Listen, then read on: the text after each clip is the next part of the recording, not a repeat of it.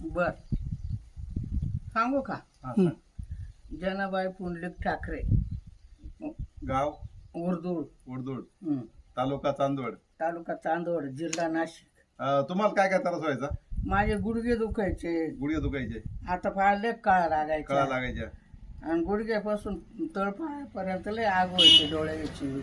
पायाची आग व्हायची, डोळ्यांची बी आग व्हायची. हा, आणि परत झोपायला त्रास होता, झोप येत नव्हती झोप ना. लागत नव्हती. हं. आता झोप किती लागते? आता चांगली झोपली म्हणजे 3-4 तास रात्री जर झोपलं ना, हा, 3 तास जागच येत नाही मला. जागाच येत नाही. हा. आधी झोपच लागायची तुम्हाला? नाही 2-2 वाजता तो जागी राहायची. किती दिवसामध्ये त्रास होतो तुम्हाला? चांगला मला बरंच 4-5 वर्ष झाले. 4-5 वर्ष त्रास. हा, दवाखाने पण गेले का तुम्ही? दवाखान्यात केले, याला गेले मुंबईला तपासून आले होते. मुंबईला तपासून आले.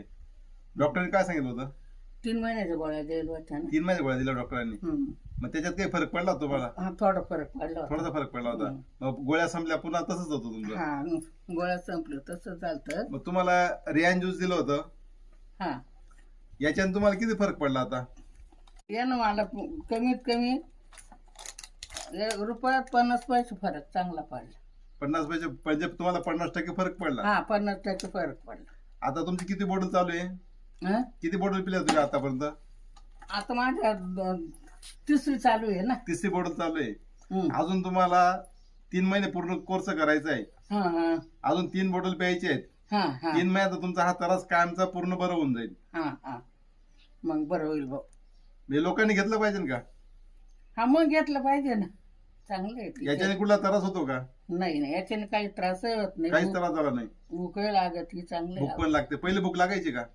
पहिले लागायची भूक, पण मग आता जसं जास्त आता थोडंसं जेवण पण वाढलं तुमचं. जेवण वाढलं ना. चाल, धन्यवाद.